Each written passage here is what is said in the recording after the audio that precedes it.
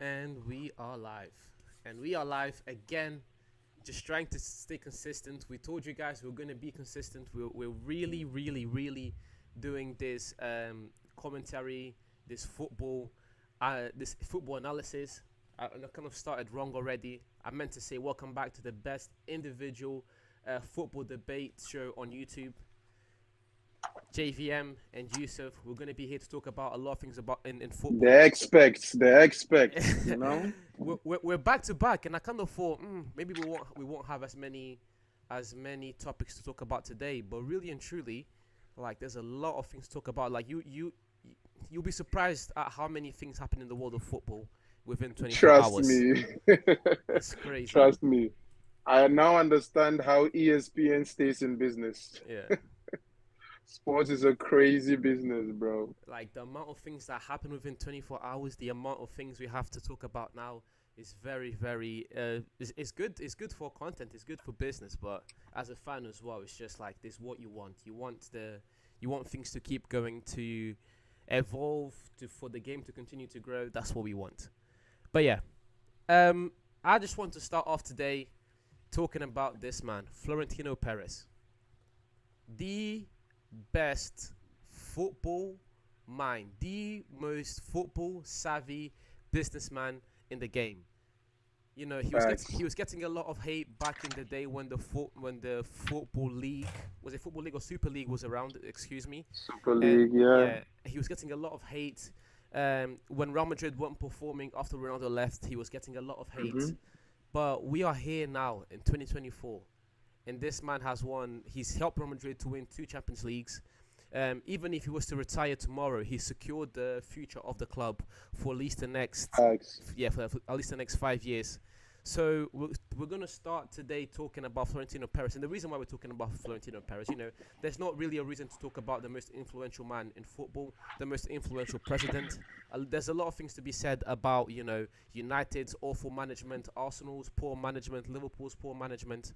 But Real Madrid, they are the biggest club and have the best management. But why we are here today is the simple fact that the best team in the world, the Champions League winners, that just went on to get that just went on to get Mbappe, also recorded a revenue of 1 billion. Was it 1 billion euros? 1 billion Yeah, I think 1.2 or something, but let's just say 1 billion. They are the first team to crack 1 billion euros in world football. in revenue, First team to ever record 1 billion euros in a season in world football which is and again. 1 billion in revenue. I was trying to give this prolonged monologue because I want to do Florentino justice. I don't want to just get in this topic like any other topic. You're the best team in the world. You're the champions of Europe. You just signed the best player in the world, and you're making the most money. Explain to me, Yusuf, how the hell do you stop these guys? How do you And stop Real one thing you Madrid? should realize is Mbappe isn't even on the books for this year. So Mbappe's contract and whatever revenue he brings from jersey sales counts for next year. So this 1 billion doesn't include whatever revenue we've earned from Kylian Mbappe, whose jersey is 160 euros, Yeah. whose jersey right now you have a wait time of 3 weeks or to 4 weeks to receive because it's out of stock. Yo, this might be the biggest or the greatest time in Real Madrid history Yeah. because we have the performances, we have the trophies, the fans are happy, and we have the finances to back everything that we are doing. This is the first time we have not truly overspent on Galacticos, so we need the team to work. We have not truly overspent on a squad that has to work now. We've actually built the squad from scratch and brought it to the level of excellence and the level of expense that we've brought it to. Look, there was a picture I saw on the internet. Barcelona spent 200 million on four players. Real Madrid spent the same 200 million on Kylian Mbappe, Rodrigo, Vini Jr., Bellingham, Chouamini, Camavinga. Yo, Valverde, the list goes on. Same 200 million spent in two different ways, but look at what assets we've been able to bring. Florentino Perez is a genius. When he started this process of buying the Wonder Kids, and Martin Odegaard didn't really work. Do you remember Hilalovic? Yeah, Do you I do. remember the likes of Hilalovic and stuff like that? When all of those trials were not working for teams, it felt like Florentino Perez and Barcelona were not doing the right thing. And Barcelona stopped with it, but Florentino kept looking for this wonder kits. And now he's been able to hit gold with like 4 wonder kits that he spent little to nothing on. And he's been able to hit gold on other wonder kits that he might have paid a lot for, but they are value for money.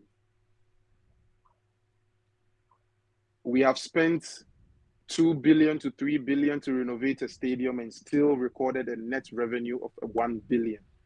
I don't think no franchise in world football has ever done something like this in a year where we have spent close to 2 billion, or in 5 years that we have spent close to 2 billion to 3 billion renovating the stadium to where it is now. Florentino Perez is a genius. He's a genius. And as you were saying all that stuff, I was like trying to pinpoint the exact year when things kind of began to take a turn for the positive. Because let's not forget, when Ronaldo left, Real Madrid was not in a very good spot. You know, they weren't winning. Barcelona was performing well. Vinny was not the player that Real Madrid needed. Hazard came in, but Hazard was a massive bust. So when you're thinking about Real Madrid and you're thinking about how it came to be and how Perez came to turn things around, it is much deeper than just like the surface level and the 1.2 billion. That's of course amazing, but there's definitely a method to the madness, and that's kind of what I want to delve deeper into today. Yusuf texted me and he was talking to me about Real Madrid also wanting to sign what's his name, signing Trent and Alphonso Davies, and it's like and even with Lenny Euro, it's like they are not rushing to sign any more players. Real Madrid are already the best team in the world. It's like they don't need to go and sign these players. These players come when they want to and when Real Madrid gives them the green light. And right now, you're seeing 1 billion 1 billion revenue. That's not really talking about the profits, but you'll see that the profits probably going to be quite high, taking the stadium bit apart. But even the stadium bit apart, you're getting a completely new stadium. So when we're talking about this Real Madrid team, is their new business module, and I remember saying this a few months ago. It's like actually years ago, because the way they were signing Tranemi, Camavinga, Jude Bellingham, all these other players, I just thought they are trying to buy the future of football. They're getting the best young players in their team. I just remembered how hungry they were in their pursuit of Camavinga. They are successful now. They've been successful. Very aggressive. They've been successful this whole decade, and they're going to continue to be successful. Thanks. This is absolute dominance. I mean, that is true. I'm trying to think like to other dominant like stages or eras in football as well. I'm trying to think about Barcelona, but even Barcelona, they weren't like this dominant from like. Yes, the football side was amazing, but the business side, like no, you always it wasn't this aggressive. Yeah, you always thought like if Real Madrid get things right, they're gonna be able to fight back. And I just clocked as well. What's even more impressive about Real Madrid and what they're doing is the fact that their rivals, Barcelona, aren't doing anything. What's more impressive about this thing, and what I think most Barcelona fans won't be happy about, is the simple fact that Real Madrid, they are dominating the transfer market. They are dominating football, and the club that's supposed to, at least historically compete with them in Barcelona, they aren't doing anything to keep up with them. Facts. Barcelona isn't doing anything to keep up with Real Madrid, and that's a sad thought, really. It's a sad thought. Very sad. Very sad. There's something I want to bring your mind to. When you talked about the aggressiveness Real Madrid went into signing players for when they were supposed to sign players. Take, for example, the Tchouaméni case. Yeah. When Tchouaméni was valued at 80 million, every team backed out. Like, no, we are not about to pay 80 million for this kid. Florentino Perez cashed out and was like, yeah, I'll take the kid for 80. Because he saw the potential. He saw the potential. He saw the way they needed to play, and he said, this Casemiro, he's amazing. He's done a lot, but he's gonna hang up his boots soon. And we can't like when players get older, you can't continue to pay Casemiro the same amount of money you were paying him before. That's just silly. Facts. Like at some point, Uh, you need to let Casemiro know that, bro, mhm. like do what's best for you because we need to keep going. We need to keep being successful. And really, the name of the Very game true. right now in football is youth. If you've got the youthful Facts. young players, if you've got the young talented players, you're gonna dominate world football. It's as simple as that. And let's take the 2023-2024 season into consideration. That was the season Jude Bellingham came, just last Yeah, season, right? We aggressively chased Jude Bellingham for 103 million, right? yeah. Euros. And under the radar, aggressively went straight to Arda Güler. The Under Turkish, the radar. yeah, the Turkish sensation like that. Oh The yeah, Turkish sensation. that was in the same summer. That was in the same summer. And we just went directly. And in the same summer, we paid 5 million for Fran Garcia. And Fran Garcia, Arda Güler are future purchases. Trust me, this 5 million is going to benefit Real Madrid close to 20-25 million. And if any team wants Fran Garcia as we speak now, you would have to pay upwards of 20 million to get Fran Garcia. If any team wants Arda Güler now as we speak, you have to pay upwards of 40 million to get Arda Güler. So just in a season, look at the amount of value we've put on two players that are not starters in the team, let alone Jude Bellingham moving from 103 to 180 M's. So aside him doing business, once you come into the squad, he finds a way to actually put value in you. So JVM, you are very right with how aggressive he went with signing players. You are very right with how aggressive he went with like some of the signings he made. You Yeah, know, when we saw Rudiger disgruntled in Chelsea waiting yeah. for a new contract, oh, scooped him for free. Same transfer window as Chouamini. You get me? We did a lot of businesses in the right way. So I commend Florentino Perez for going all out for players like that. Mind you, we got David Alaba for free. We got Rudiger for free. We get Kylian Mbappe for free. And we are trying to get Alfonso Davies or Trent Alexander-Arnold for either cheap or free because they are in their last deal or in their last year of their deals. You know, Yeah, Alfonso Davies doesn't want to sign the new contract because he knows, yo, I either go for free or you sell me for cheaper. to Real Madrid. To Real Madrid, and Real Madrid is ready to pay the cheap price. If not, I go for free next season. This is serious finesse game, bro. This is serious finesse game. And on the other side, you have the Glazers doing the worst business I have seen in football. Yeah, You realize Mason Greenwood's transfer to Marseille, Getafe gets 20% of the transfer fee which is dumb. for a player who was on loan for a year. Which is dumb. Which is dumb. How are you going to give a player on loan for your team, the team taking the player on loan to negotiate with you a 20% fee for the transfer, the next transfer of the player? I have never seen this in football, and I don't understand how Manchester is able to do business like this. And if you read the fine prints, it was the Glazers.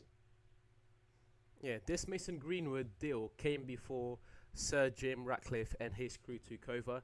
And again, it's like staying in the same point because over the past few months, we've, especially when the Football League was around, we were hearing about how all of these fans were extremely unhappy with the owners. You heard, for example, now Chelsea fans, they're fed up with Todd Bowley.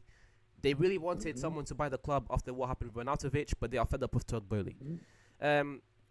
Liverpool fans, especially this summer transfer window, Liverpool are meant to be coming into this season to be competitive. Liverpool haven't done Right. much in the transfer window.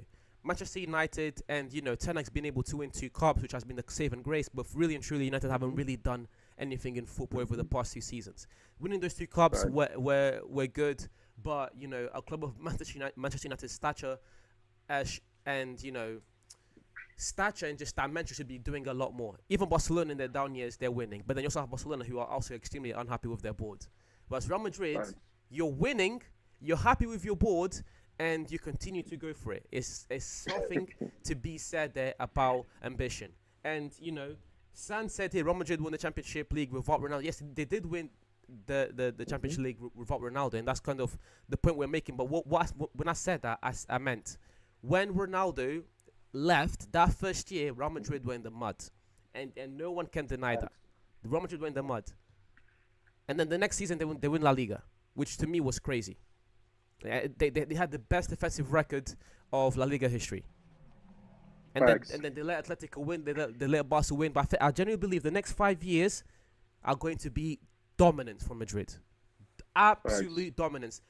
Let's all pray, football fans together. Let's pray that Mbappe and this thing is not as bad as we think it is. Because if it is even They don't figure it out. yeah, let's just hope they don't figure it out. Because when they do, and if they do, we are all in trouble. La Liga teams Very as true. well is even worse because we only have to see them in the Champions League. But the teams in La Liga, they have to see Real Madrid week in and week out. Mhm. Barcelona With fans this, get Barcelona fans get ready to go purchase your packets of tissues or whatever you want to get because it's going to be hard. You guys have been watching United for a long time. Same thing's going to happen in La Liga. Mhm. It's going to be absolute dominance. Yeah. I Amazing, just bro. really wanted to give Florentino his flowers because Florentino is not a perfect man, but none of us are perfect. We all make mistakes. But when it comes to Mhm. the club and his passion and the vision for the club, Florentino Perez, he's second to none. Second to none. take your flowers. Florentino Perez, But your yeah, flowers. we've just spent 60 minutes talking about Florentino Perez and Real Madrid. We're gonna swiftly move over to our next topic, and trying to stay in the same same topic of Real Madrid at least for the first 25 minutes. It is the transfer of Alfonso Davis and Trent Alexander-Arnold because I think you touched upon this, and yeah, I just wanted to very quickly hear your thoughts on this transfer. What do you think of the possibility of signing these two extremely talented fullbacks? How they would help Real Madrid? Do they fit in the team at all? I just wanted to know what you were thinking. Oh, with those two transfers, those are two perfect transfers for Real Madrid. If you look at the class or the caliber of players Real Madrid have signed in the fullback position so far, Alfonso Davies fits a certain mode. You know, Yeah. he might be attacking minded, but he's also defensive. And Trent Alexander-Arnold, we know, is a killer in the attack, but maybe he lacks in defense. Whatever he lacks in defense, he has the likes of Chouamini, the likes of Alaba, the likes of Militao, Rudiger covering for him. So this is a squad that really helps and what elevates his potential. But up front, adding Trent Alexander-Arnold to an already fast attack, like an attack with Vini, Rodrigo, and Kylian Mbappe, with Bellingham right behind them as a clutch player. And you have the passes and the crosses from Trent Alexander-Arnold. That is going to be, it's going to Try to be do it right, it's not enough. Even though you I try, think you it's still messed amazing. up. But I'm still gonna fight for what I We are love. Still gonna die for what I love. Still gonna try, I won't give up and left. And I'm not giving. regardless of whichever of them we get, I think it's amazing. But if I have to choose, for now, I'll take Alfonso Davis because of the defensive prowess. Mhm. You get me? And I'm a big Trent Alexander-Arnold fan. Even when people talk about his what mishaps in defense, I just equate it to Marcelo. We all knew Marcelo was a Liability kind of defensively. liability in defense Yeah. sometimes. Sometimes he's forceful and he tracks back, but he's kind of a liability in defense sometimes. But his upside in attack is so great and it's so amazing that you tend to live with his defensive deficiencies. And I see Trent to be a player like that. And which better team to hide your defensive deficiency than a Real Madrid who's used to doing that for defensive defenders who don't know how to really cover their defense. We did it for Marcelo. You understand me? We did it for a few other players who we did it for even the likes of Ozil in midfield who were like kind of deficient defensively. It, We did it for other attacking players like a Cristiano Ronaldo who was kind of defensive duties were lifted upon him, so he could do more attacking or handle more of his attacking duties. So I think we can hide it. Either player is amazing, but I'll choose Alfonso Davies for now. Yeah, and my whole point with Trent and Davis is the fact that if they do pull this off, they could really pull them both off next summer for free. And that's that's what they were also planning to do with Euro. But then, of course, United spent 60 million on Euro, so and then Lille really had no option there. So my whole thing with this topic and why I really want to talk about this is the new strategy. We all know about R9 and how Real Madrid broke the fee with R9, how Real Madrid broke the fee with CR7, how Real Madrid broke the fee with Gareth Bale. Real Madrid are known for breaking transfer fees, even with Jude Bellingham, how much money they spent on Bellingham, Eden Hazard. But it's like a new philosophy. Like we don't need to be spending all this money on these players. We already the best team in the world. What we can do, what we will do, is let these players come to the team, and then we'll see. It kind of reminds me a little bit like of Rolls Royce, because if you don't know, Rolls Royce don't advertise.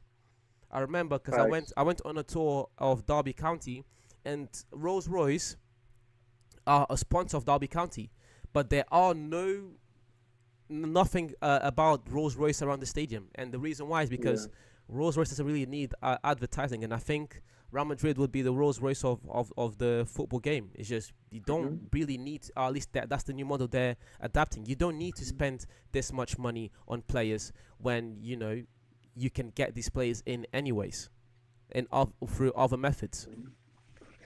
There is something Real Madrid is capitalizing on now that we have to mention, right? There are like 10 teams in world football, and I can mention Real Madrid, Barcelona, Manchester United, AC Milan, Juventus, Liverpool, Inter Milan, Bayern Munich. I'll add an Arsenal sometimes, and Chelsea. Over the last few years, I would add a Chelsea, right? And currently, I would add probably Man City, right? But I'll take Man City out of this because of what I want to say. These 10 teams that I've mentioned, because of their past history, players have the tendency of wanting to wear the badge. There are players who grew up as fans of a Manchester United. Yeah. So the player already is excited to even represent the club. Real Madrid is eating off the fact that currently, of those 10 teams that I've mentioned, Real Madrid has been the most successful over the last few years. So they are dragging all of the traffic from all of the youngsters who grew up wanting to play clubs like Real Madrid. For a player to leave a Liverpool or a Bayern Munich, who is part of this list of 10 teams that I've mentioned that with their history has people wanting to play for them, just says a lot. So just says a lot. You understand me? So it is amazing. It is amazing that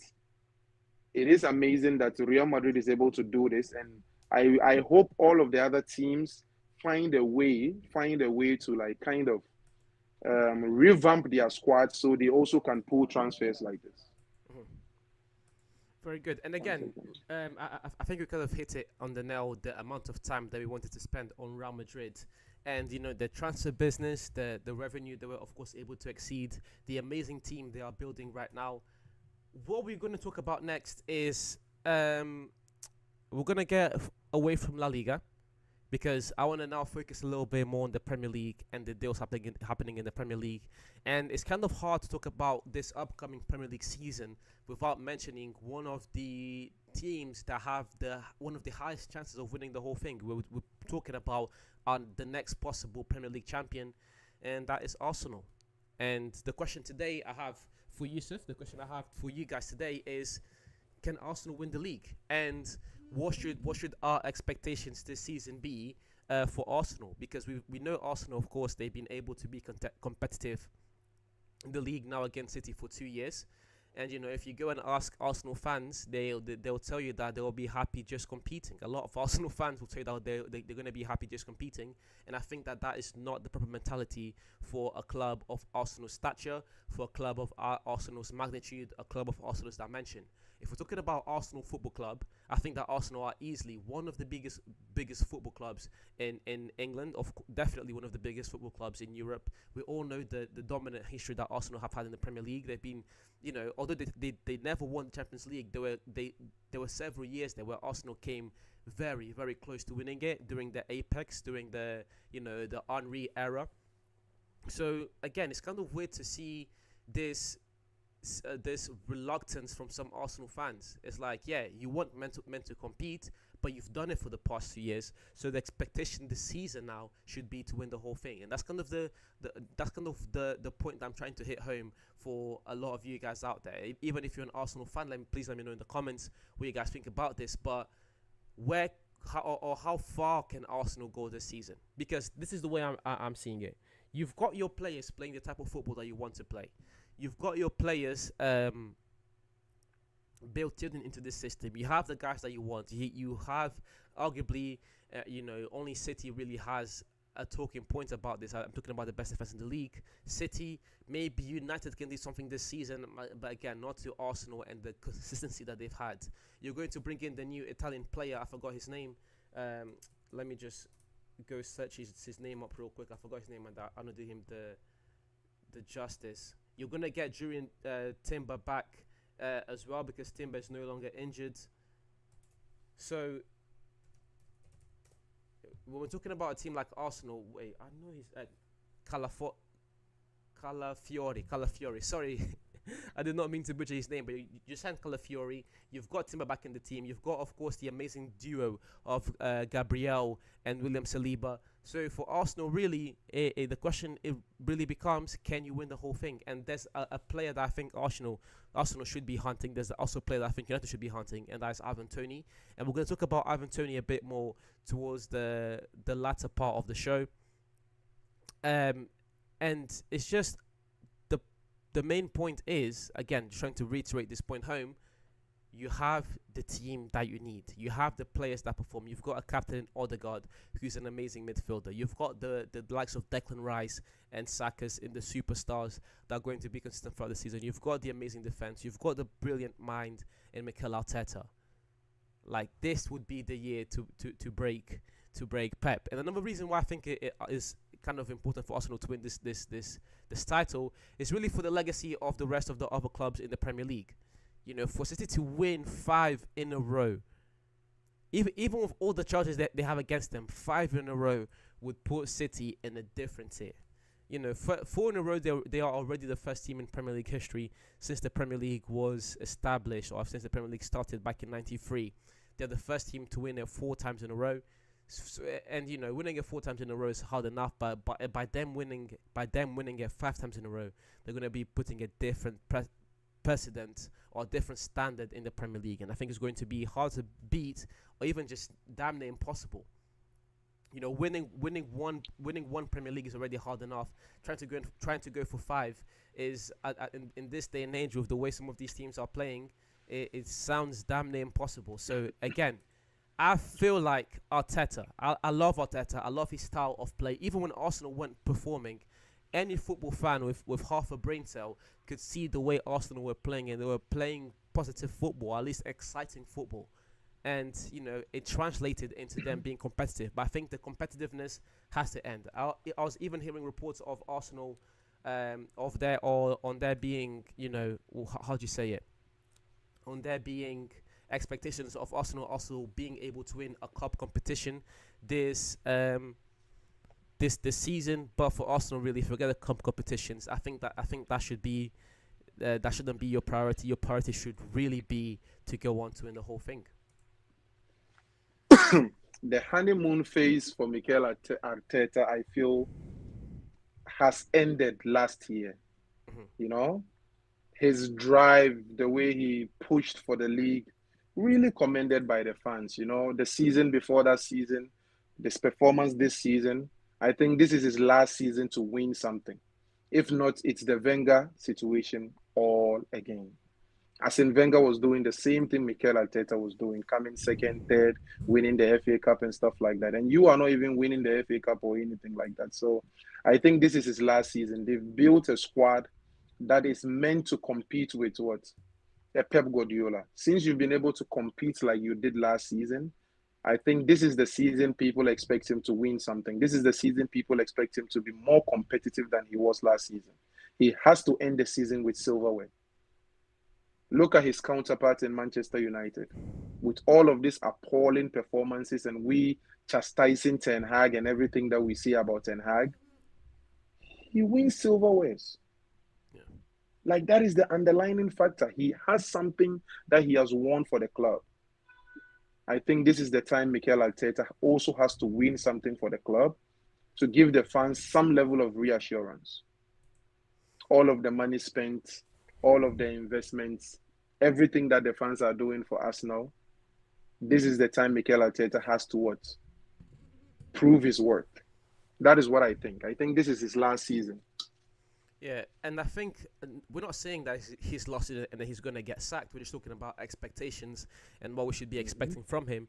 And then again, just playing devil's advocate here for a second, in a universe where Arteta doesn't manage to win the league, I don't think we're going to brand him as a failure or as a bust.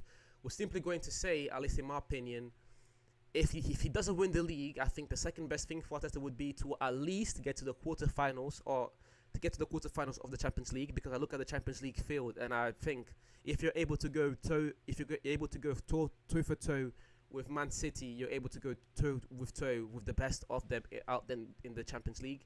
The only two teams that I don't think Arsenal should be favourites over in Europe are Bayern and Real Madrid. So I don't think Arsenal should be favoured over Bayern, City or Real Madrid in the Champions League. But apart from those three teams, I generally believe that Arsenal should be able to make it to the quarterfinals of the Champions League, and they should also be able to win a cup competition.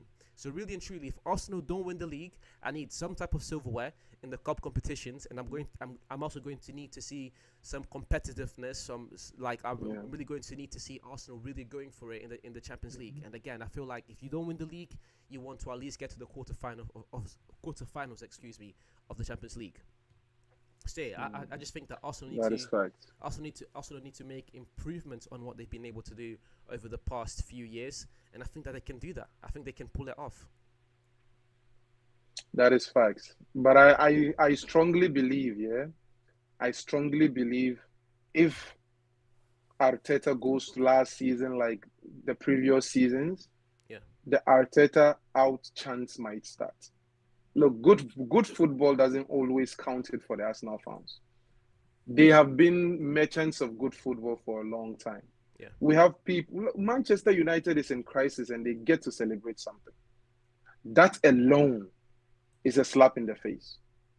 God forbid Chelsea becomes competitive. God forbid Newcastle figure it out. Yeah. And we all know the Brightons and all of those small teams are going to also trying to find their spark. Look at what Aston Villa was able to do last season. And they are still making signings and putting themselves in positions to repeat it. You understand me? Yeah. So there are teams around you that are getting some level of success one way or the other. And Aston Villa chasing for the league and doing something like this gets to be praised. Arsenal doing the same thing 3 seasons in a row, fans are going to be looking for something else. Yeah. Let us win something. I would say he should concentrate not only on the league, get some of the small trophies. Don't let the Manchester Uniteds and the Chelseas come and sweep that small trophies. At least they give their fans something to chant for. Yeah. And Arsenal goes the whole season and your trophy is second place. Nah, bro. Nah, bro. You get me? Your trophy can't be second place. Get them a silverware. I think this is the season he has to come up with something. And if he doesn't, JVM, I strongly believe they are going to question Mikel Arteta. Yeah, I don't think they're going to question him to the point of Arsenal possibly sacking Arteta or anything like that. It's just going to be to the point of, if you're going to be this guy that's able to do these things and compete, can you also be the guy to get us over the finish line? I don't think Facts. Arsenal. I think Arsenal will be loyal towards Arteta.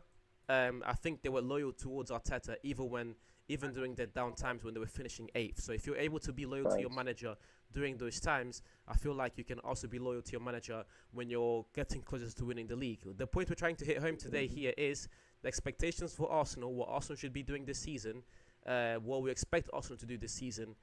That expectation is a lot higher. That's all we're trying to say, guys. Facts. If you're an Arsenal fan, I feel like you should also you should also have the same sentiment. You should also want your club. You should also want your team to be a lot more competitive.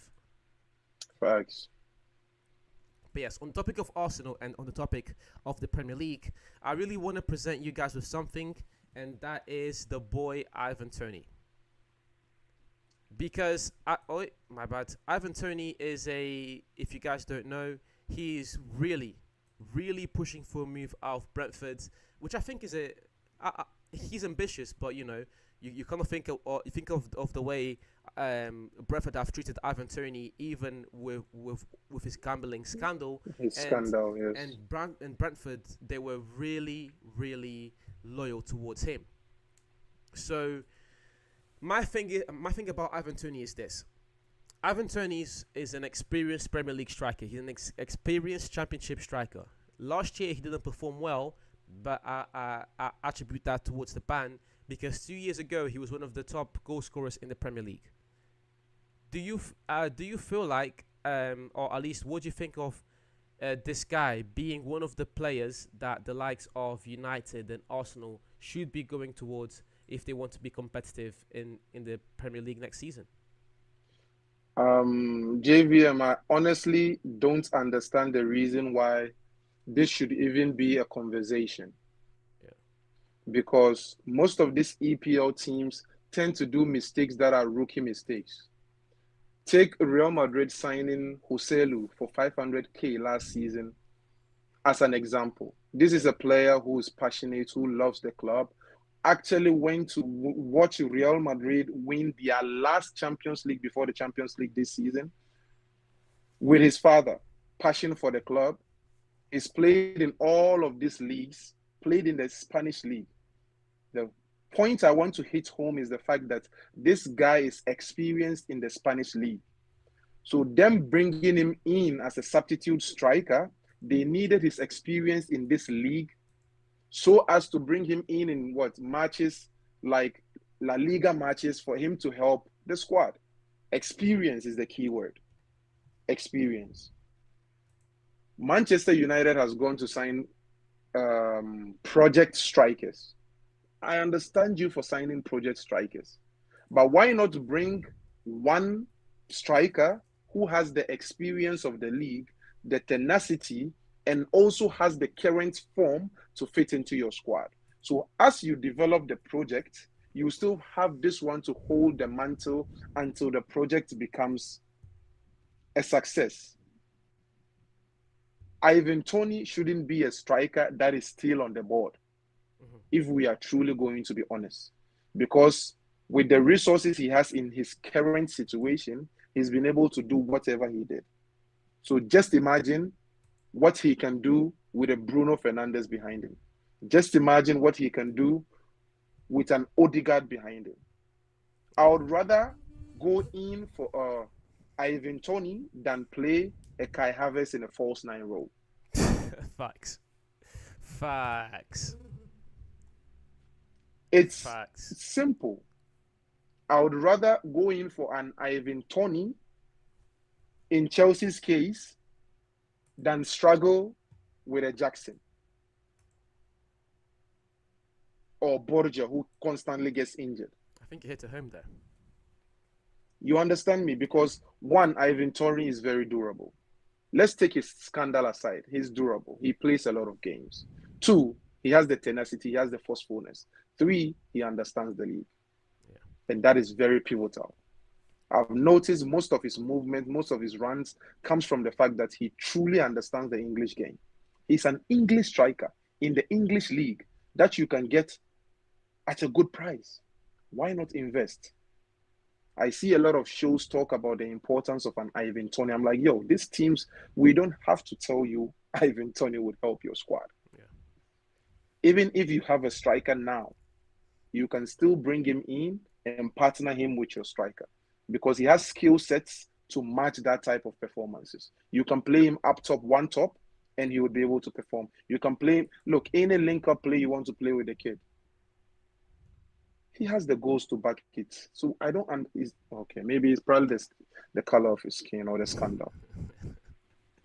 Yeah, with Ivan Toney is like I kind of understand the scandal, but if the Premier League have forgiven him, if the Premier League have allowed him to play all over again, it's like just take the risk. It's like I'd rather take that risk. For example, United and Xerxes, it's like Xerxes, very good on the ball, very technical. He can beat a man, but in terms of putting the ball behind the net, which is what makes money, like he's not really doing it for me. Xerxes is not really doing it for me. So you have a player again, Tony, who's proven, who's done it in the Premier League. Take the Banya aside, he's been very consistent, and even if you look at his scoring record in the Championship, it's amazing. Like get this guy to come in and supplement your team. I don't think any team in the Premier League gets worse with the addition of Ivan Toney. Ivan Toney. At all. Facts. Like like Arsenal, you won't do worse with Ivan Toney. You won't do worse with Ivan Toney with Kai Havertz playing the false nine, or with Gabriel Jesus who can't put the ball behind the net. There's a breaking news right now. 32 minutes ago, Fabrizio Roman. Here we go. Arsenal just signed Ricardo Calafiori from Bologna for 50 million deal package. Calafiori agreed on 5-year deal, no options, last June, and he's set to sign the contract in Arsenal this week. Arsenal and Bologna have started exchanging the documents now after agreements revealed Saturday. Bologna will receive up to 50 million package, add-ons included, and sell-on clause 2. All finally sorted. He's yet to travel for preseason in the US. Currently, Transfer Market has Ivan Toney labeled at 50%. His market value right now is 50 million. Yeah. Who is Arsenal's main striker, please? Havertz, false nine. That's their main striker right now. Yo, Arteta, bro. Arteta. Like, you see the answer to the question, right? Who is Arsenal's main striker, please? I have 50 M's. Like, but you went to sign. I understand Arsenal like strengthening their defense, but you have Jesus and Magalhães. Timber was injured last season. He's gonna come back this year. Like Calafiori, amazing player, good, but again, expectations for Arsenal to win the league this season. I don't think Arsenal are gonna do it without a striker. I don't think Arsenal are going to be able to win things without a striker. Again, they did amazing last year, but that's the thing, you improve on that. For example, when City, they had one of the best seasons before Haaland came, but Pep was like, forget that, I need a striker. Because we barely won the league. Let me get the best striker I can. And of course, Toney is not Erling Haaland. He's not as young as Haaland. I don't think he's as great as a goal scorer than Haaland. But I'm just trying to highlight to you guys the ambition of certain clubs. Certain clubs have ambition, and that's why they're able to be successful. You know, City do cheat. We're going to talk about the 115 eventually. I'm just waiting for the court case to start. It's meant to start in October, November. I've not forgotten about the 115 guys.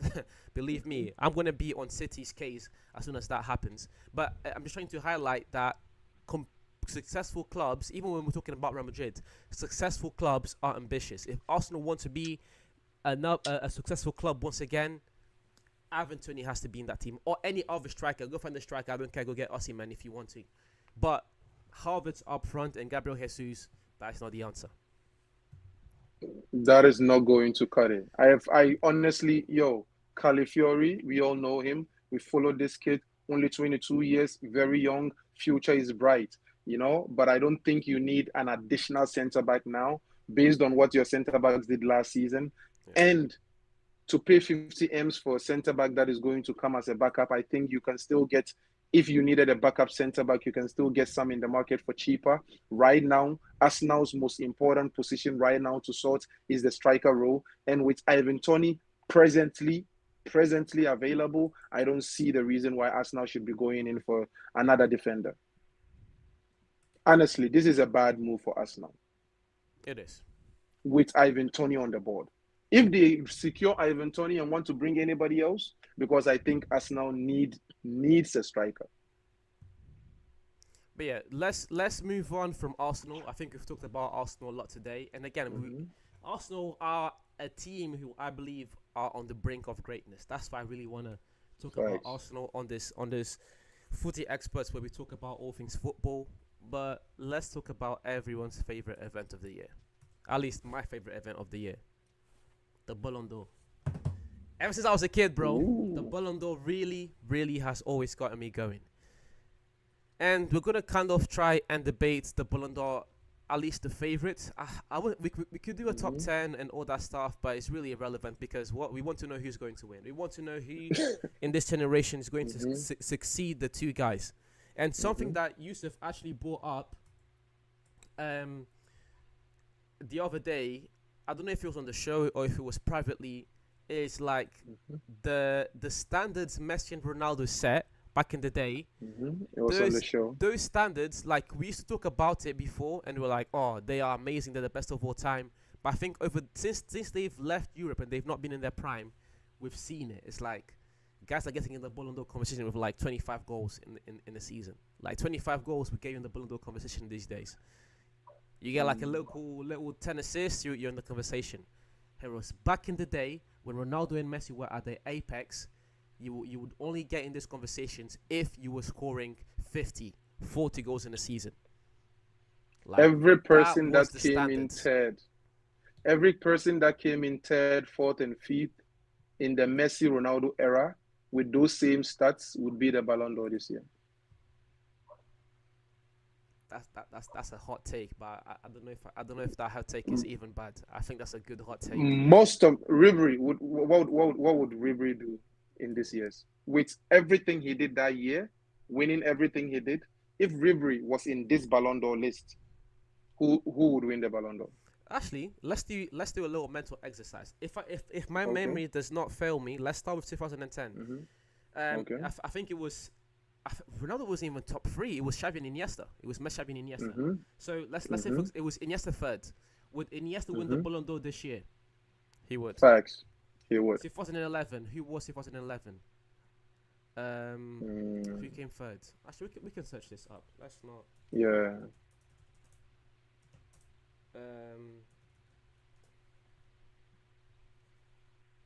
Just bear with us 1 second, guys. Let's do this mental exercise because we really want to be accurate. We want to be accurate.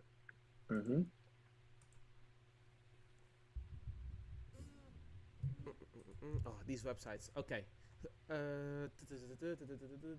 2011, it was Lionel Messi, Cristiano, and Xavi. Would Xavi win it again this year?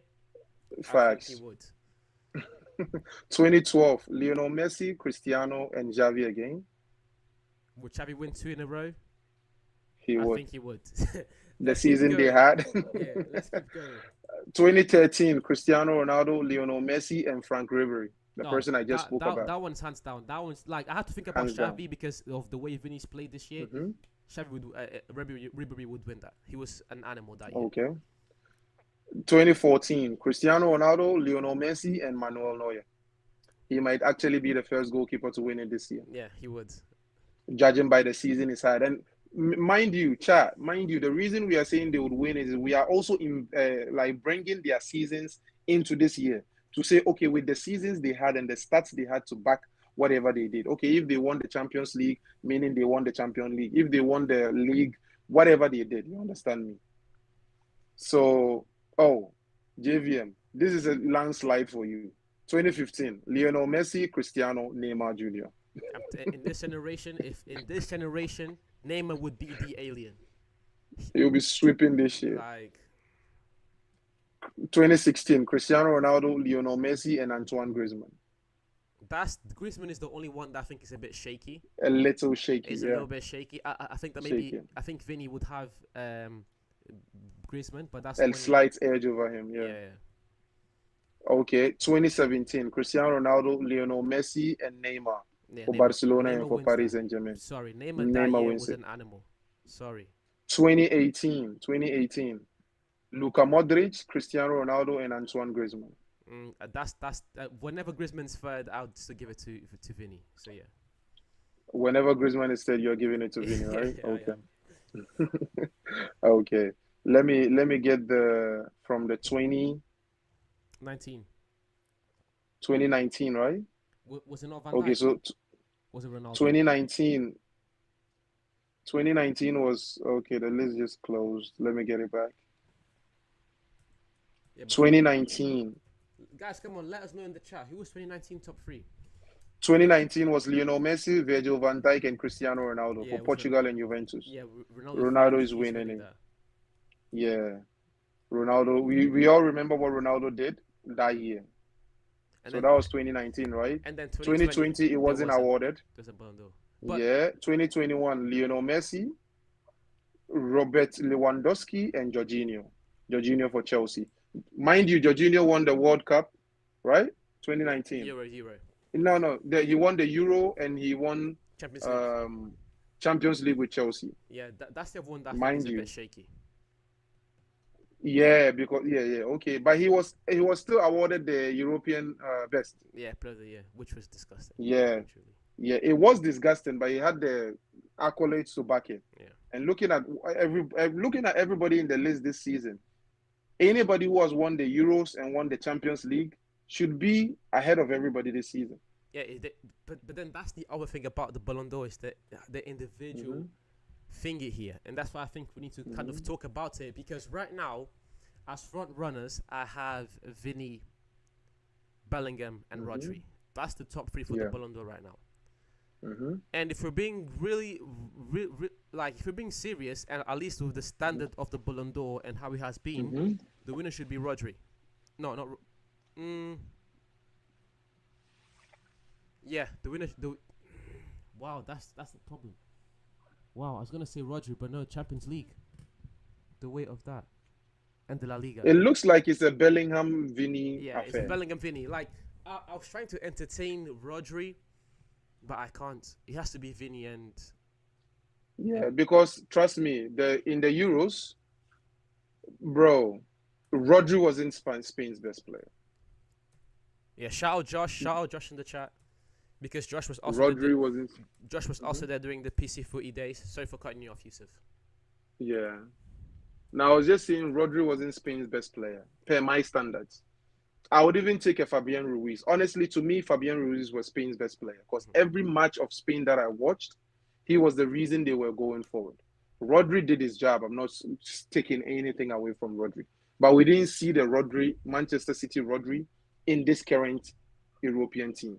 You get me? The inconsistency of Lamine Yamal and Nico Williams is the reason they didn't win it at a landslide. Yeah. Because they had some slight inconsistencies. Okay, this game is Lamar's game and this game is Nico's game. The most consistent player was Fabian Ruiz. You understand me? So I feel like it's a Vinny and Bellingham affair. And even the Vinny and Bellingham affair, Vinny started the season slightly down. He picked up getting to the end. Bellingham started the season very good. He kind of dipped getting to the end, you know. In the Euros, Bellingham was like a shadow of himself. In the Copa America, we all knew what happened to Brazil and Vinicius Jr. You understand me? So they have like failures on one corner and have like a little bit of success in the other corner. It kind of feels like Charlie Ballon d'Or this year is mid. And this is me talking about Real Madrid players. It is mid, but I think if we're going to go over because the Ballon d'Or, they love the accolades thing. I said this before, that is not the way to judge a player individually. Facts. If it's an individual award, we're going to judge players individually. Like, that's it. Josh, if you want to, we can talk about PC3 towards the end of the episode. We're just going to try and hit the Ballon d'Or topic home first. But yes, it should be an individual award. If we're going to talk about team accomplishments as well, I think Bellingham's got it. Because with the England squad, he got the team to the final. And again, that bicycle goal in the round of 16 saved them. So Bellingham was extreme, and he got the assist for Palmer's goal as well to give them in the game. Was and then in the Champions League, Bellingham was also influential. He wasn't as influential as Vinny, but again, very But he was, influential. yeah. In Even the the build up to the final. yeah, in the league towards the end of the season, Bellingham's influence stopped being as potent because the team began to gel a lot better. But at the start of the season, those first like 5 games, Bellingham got Real Madrid those first 5 games pretty much single-handedly, and even against the 2 games against Barcelona where Bellingham came clutch. My Ballon d'Or winner would be Jude Bellingham. You can make an argument for Vinny being clutch in the latter stage of the Champions League, but I just feel like Bellingham, he's been consistent for Madrid throughout the whole season, whereas Vinny, at the start of the season, there were a lot of question marks about Vinny at the start of the season. Also because Bellingham was the man when you were kind of expecting Vinny to be the man for Real Madrid early on. And then of course and then you compare like the international success where Vinny got himself he got a second yellow card, which saw him not get to the quarterfinals, and Bellingham was there for his team to get them to the finals. My Ballon d'Or winner has to be Bellingham. You can make it a case for Rodri, but did Rodri win the Champions League? Which trophy has more weight, the Euros or the Champions League? I think the Champions League holds more weight than the Euros. So that is very true. My winner goes to, and then when you talk about their domestic success, I feel like Bellingham was more influential to Real Madrid winning La Liga winning the league than Rodri was. Of course, that's not me taking anything away from Rodri because again, I don't think City lost a single game with Rodri on the pitch. But I'm just thinking, and it's kind of the problem with CDMs. But again, with Bellingham, all the moments he was able to get us throughout the season, the goal, the winner he scored against Real Madrid, the 3 winners in a row in the first 3 games of the season. It has to be Jude. I think Jude would be my Ballon d'Or winner this year. Facts. You're right. It's between Jude and Vinny. So since you picked Jude, I'm going for Vinicius Junior, just because of the clutch moments. He stepped up when we needed him to step up. Even though Jude carried us from the beginning of the season, I feel like Vinicius Junior carried us home. You get me? So I need to also commend the fact that he was injured in some part of the season, but still came back strong. So. But to it right, it's not enough. Even though you try, you still mess up. But I'm still gonna fight for what I love. Still gonna die for what I love. Still gonna try, I won't give up in left. And I'm not giving. I think Vinny totally manhandled the Champions League, and he deserves that recognition for it. So since you went Bellingham, I'm going Vinny for these reasons. Okay. But yeah, just to not talk about the top 3, if I had to put players up there to give them a shout, you of course have to go Florian Wirtz. I think it's impossible not to give Florian Wirtz a shout with the amazing year he had. It was a shame that Germany. If Germany were on the other bracket, they would have met Spain in the final. And I feel like Germany was the only team that gave Spain a run for their money. I feel like it would have been a very, very different affair if Germany had a proper striker. Of course, Carvajal, the year he's had. We're talking about Vinny and Bellingham not having success with the international teams, whereas Carvajal was in that team in La Liga. He was in the Champions League and he was in the Euro Cup. So I feel like Carvajal has to finish 4th. But again, your performance also matters, and Bellingham and Vinny were of course the main players for Real Madrid, whereas Carvajal kind of was able to take a step back at times, and even when Carvajal's performances were being at their best, but Carvajal has to finish within the top 4 or even 3rd. You could even put Carvajal ahead of Rodri, and I think that's actually the correct thing to do now that I'm thinking about it. You could even put Carvajal 2nd if you want. Whether you give it to Bellingham or Vinny, you could even put Carvajal 2nd if you want. But yeah, Carvajal, Florian Wirtz. Who else? I think Harry Kane should not go underrated. Harry Kane didn't win anything this year, but in terms of individual performance, but it being Europe's top scorer, I think should not be unstated. Shouldn't go understated. And yeah, just some players I want to give a shout out to. Lautaro Martinez as well. Lautaro. Not the biggest fan. We're not the biggest fans of the Argentinian national team on this pod, but we need to give flowers where flowers are due. Martinez, Very he true. done his thing this year. He done his thing. He was clutch for club and country. So Martinez also deserves his flowers. Yeah, and Rudiger. We need to give Rudiger his flowers too. Yeah, Rudy was also I feel instrumental to like that team. Rudiger was very instrumental for the team winning. So Phil we need to Foden. give Rudiger his flowers. I don't Phil think Foden. I don't think Phil Foden should finish within the top five.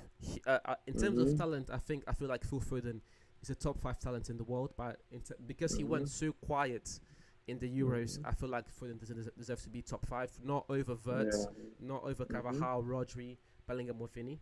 Not over those Yeah. guys. One other person we should give our flowers to, who could have been considered if his team did something better this season, is Kylian Mbappe. Yes, Mbappe. He Yes, has the yes. stats to back it. He has the goals to back it. He has everything aside the hard way. Yeah, So if I'm not mistaken, Mbappe was the second top scorer in Europe this year. And Mhm. when you think about the comeback they had against Barcelona in the round of 16, it was Mbappe once again rallying the troops. So definitely cannot forget about that. yeah, Yeah, I'm sorry, Cole Palmer would not be in my top 10 this year. Yeah, for Ballon d'Or.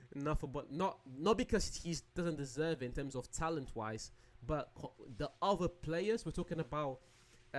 Because if we're talking about players that didn't win anything, I have Mbappe and Harry Kane over Cole Palmer, 100%. Even Didn't Phil Foden. didn't Mbappe win the league?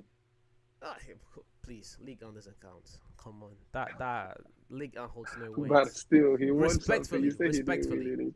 Respectfully. You say he didn't. You say he didn't win anything. So I'm just saying, did he win the league? At least he has some You see, silverware. I didn't even think about it when I said it, and I'm not really sorry about it either. Like, ooh, that League 1. No disrespect, but that league is bad. That's why they had to cut it to 18. They were making enough money. The league could even be 20 players. They weren't making enough money. They had to cut it down to 18. That shows you the quality in the league. But yeah, you've got Mbappe, Harry Kane, all of these guys way before I would put Palmer in there. That is true. That is true. But final topic of today, guys, let us know in the chat if you know Josh, Frederick, MFC 2009. You guys are amazing. Let us know in the chat if you guys have any topics that you want to talk about. But the last topic we're going to talk about today is Paul Pogba. Paul Bill Pogba. And where is he? Where's the missing man? The last time I saw him, he was in Vegas during the NBA. Yeah. Oh, this is during bad. the NBA scrimmages, taking pictures with the likes of Anthony, Iron Man, the likes of LeBron and stuff like that. That is the last time I saw him. Steph. In the footballing realms, I don't even know what to think about Paul Pogba right now. After the interview and him saying he's back, and where is Paul Pogba? That is the $1 million question. And is he going to come back to football? My thing with Pogba is one thing to underperform. Players underperform, players age. But cheating, cannot stand that. Cheating and getting caught as well. Like, let's be honest, getting caught, that's the worst part. But cheating is bad. Cheating, I'm a big fan. We appreciate you, Timmy. Thank you for saying that, Timmy. Cheating is bad enough, but for you to get caught as well, that's a bad look. The main reason why I want to talk about Paul Pogba is because people have this recency bias, and they forget how good this guy truly was. It was magic. I was watching Yusuf Fofana, earlier on today on the United show in the morning, and Fofana, he's very good, and he just kept reminding me of Paul Pogba. I was like, yeah, he's all right, but Pogba was doing this as well. I feel like the main problem Pogba had was Manchester United and them not building the team properly around Paul Pogba. I feel like United could have done a much better job of adapting to Paul Pogba, because I don't think Pogba needed a proper CDM, and the best CDM he had at the time was an aging Matic, which did not help at all. Pogba playing with an aging Matic did not help. I feel like Pogba's best times at United came when he was playing with Matic, Herrera, and then Pogba a bit further up. That was the season where Pogba was able to be United's best top scorer. But then they got rid of Very Herrera true. because they didn't want to pay him enough money. Mm-hmm. But yeah, with Pogba, it's giving me Neymar vibes. But even with Neymar, it's like Neymar was able to achieve so much in his career. Pogba was able to achieve a lot. But it's like these two players that you look at as generational talents, and then they disappear from the face of the earth. As quickly as they came. Yeah, oh, wow, that's poetic. As quickly as they came. Yeah, because they are generational talents, you know. Remember when he left Manchester United Juve. over the arguments with playtime and everything? The first training session, I watched this. I don't know where I saw it, even if it's an article or it's a video. The first training session, Pirlo said when he came to the training session, he saw a kid moving crazy. And he's like, who is this kid? And they said, oh, this poor Pogba. He just came in from Manchester United. And he asked, so how much did we pay for him? And they were like, nah, we didn't really pay shit for him. It was free. They didn't want him. And I was like, Sir Alex Ferguson saw this and said this thing to go. They said yes. And he said Manchester United is going to regret selling this player. And they did, big And time. they did regret. We went back and we broke the scoring record, the transfer record, to sign him back. That's how good Paul Pogba was. People are forgetting that midfield, that triangle that was able to win the league 3 times: Pirlo, Arturo Vidal, Marquisio, and Pogba. People are forgetting that take them to the final. Pogba was an instrumental part of that team. Forgetting that Pogba, he wasn't even 25 yet, and he was in the Ballon d'Or top 10 that year. Facts. 2015. Facts. At United, serious conversations about him and De Bruyne on who was the best player. And he was in the FIFA Pro 11, right? That year in Juventus.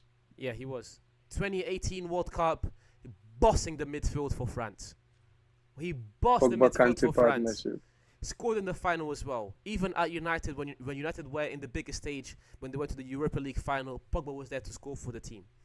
Never shies away from the biggest moments. Took a generational play, and for this to be the end of Paul Pogba's career is disheartening as a fan. It's truly disheartening as a fan. That is true.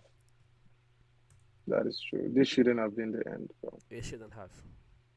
It shouldn't have been the end. Yo, this was our last topic, and I want to end, but there's so many of you watching right now that I don't want to end it. Like, guys, come on, let us know in the chat what you guys want to talk about. Because let me mention something. Vivian, sorry to cut you off. Let me mention something. Yeah. Let me mention something. So UEFA just sanctioned Rodri and Morata for making some chants during the Spanish celebrations, right? We know the Euros just ended. During the Spanish celebrations, they made a chant by saying Gibraltar is Spanish, right? And if Chad, I would indulge you to go do your research about Gibraltar in Spanish and everything like that. And already UEFA has come out to sanction them. But we are still waiting for the investigation for the Argentina situation. Let that sink in. Because this is a similar situation. But Argentina's situation is worse. You understand me? And already UEFA is sanctioning Rodri and Morata for those incidents. Whatever sanction they get, it's still a sanction. And so far, we are still waiting for the investigation in the Argentina situation. I rest my case. Josh just dropped in the chat, what's worse, the Pogba allegations or the Paqueta allegations? I'm looking up right now the Paqueta allegations, but what are they? What are the Paqueta allegations? Wasn't it cheating too? Yeah, betting. Yeah. Wasn't it? It's both bad. It's both bad. But the Pogba allegations only hurts Pogba. Paqueta's allegations goes further to hurt me and you. How? Okay, he's been caught for doping. Right? Yeah. Performance enhancement and stuff like that. It only elevates his performance, boom, boom, boom, boom, boom, boom, boom, right? Paqueta, okay, me and you, we are gamblers too, right? He's gambling on the same matches, fixing those matches. Everybody in world football loses money. As a fan, you lose your excitement. It messes up with your day, Yeah. right? Financially, it messes up with you too because maybe you also gambled on that game and he's fixing those matches. You understand me? So even though they are both bad, I still feel like the Paqueta should probably just leave Europe because I'm not, I don't think they would leave him over this incident. And yeah, Max edits also talking about Califori. We talked about Caliofri Califori. Sorry, I keep butchering his name. But we talked about him early on in the show, and we said good signing for Arsenal, but I don't think Arsenal's problem last year was the defense. I still think Arsenal's main problem has been their striker. I think Arsenal should be working overtime to fix that problem. Califori, Yeah. great player, great Italian defender, but I still think Arsenal striker problems would be the thing that will take them to the next level. And the people saying, oh, but Arsenal play great football. They don't need a striker. And my thing is, when City won the league for the second time in a row, what did they go in and do? Get Erling Haaland. Mm-hmm. Pep The squad. said, yeah, this year we did well, but this is not having a goal. It doesn't have to be a striker. It can be a winger. We saw Ronaldo and Messi doing it from the wing for years. But it doesn't have to be a striker per se, but a goal scorer in your team needs to happen. This It is needs the to good, happen. better. This is the good, better, best situation. As you said, City won the league, but felt like what? We went from good, better. So we are better. We won the league. What do you think would happen when we are best? That is why they brought Haaland. So Arsenal have to do the same thing. Even Real So all, Madrid, mhm, they just won the yeah, double and they got Mbappe. It's yeah, ambition. good, better, best. Yeah, It's we all want to be about ambition. unstoppable. And it's like, I'm looking at Cause if, Arsenal. Yeah, go on. mhm. Now I was going to say because even though we won the double last season in the Champions League, we were not as convincing. Hmm. So we needed to what show out every doubt. So facts, what you're saying. But yes, guys, we appreciate all of you guys. Again, there will be videos of what we talked about here today on the channel. We appreciate all of you guys watching. It really means a lot. This has been so far the best. I support. you won't like this, facts. I support United. Yusuf supports Real Madrid. But yeah, Mm-hmm. we're going to be uploading shorts and videos on these two podcasts yesterday and today. We're going to be back next week with 2 more episodes. Guys, truly, Mm-hmm. especially shout out to Josh, shout out to Fax, shout out to Frederick, shout out to Timmy, shout out to Cookie, to Sarah Ronaldo, shout out to San, MFC 2009. Shout out to all of you guys for being in the chat, commenting. JRM, we appreciate all of you guys for supporting the channel. We will be back next week, hopefully Monday, with another show. But as per usual, guys, we'll see you soon. Any final words, Yusuf? Yeah, stay positive, man, and stay full of hope, my people. Just stay positive and stay full of hope. Never lose confidence in yourself and never lose confidence in your dreams. See you guys soon. We'll see you guys soon.